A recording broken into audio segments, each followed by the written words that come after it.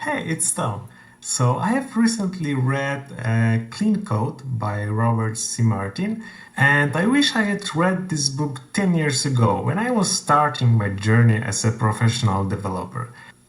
Let's start with prose. The book is written using really simple language, so even if your English is not perfect, you should be able to understand it without any problem. From my perspective, most of the rules described in this book are really worth following regarding the language you're using for development. If only part of those rules would be obligatory for every software developer, a lot of projects I've met in my life would work better, some would work way better.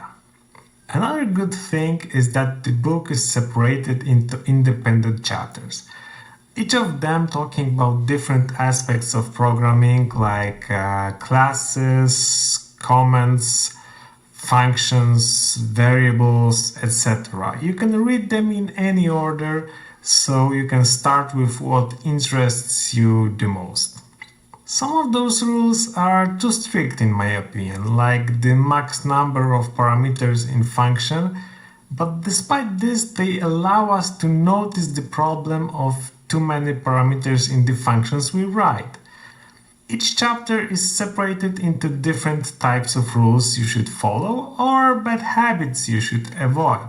Many of them are illustrated not only by words but also by short and simple examples written in Java. And here we comes to the cons. Just to clarify, the fact that this book was written mainly for Java developers doesn't mean that people programming in other languages cannot take advantage of it.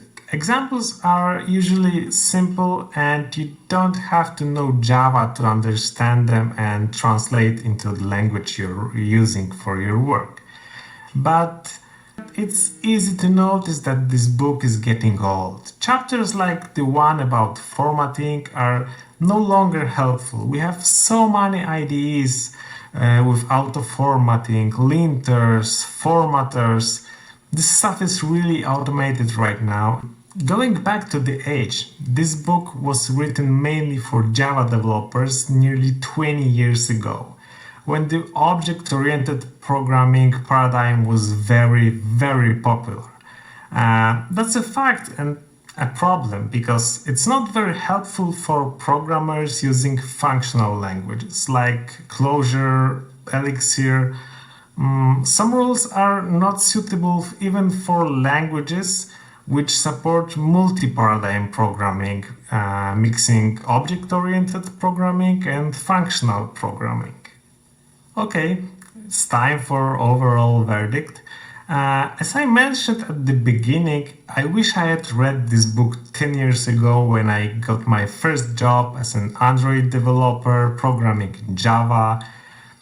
If you're starting your career right now and you're programming in Java, then you should definitely read this book. If you are starting but writing in JavaScript, Python, Swift, Kotlin, or any other object-oriented programming language, then I believe it's still worth to maybe borrow this book, not necessarily buy it.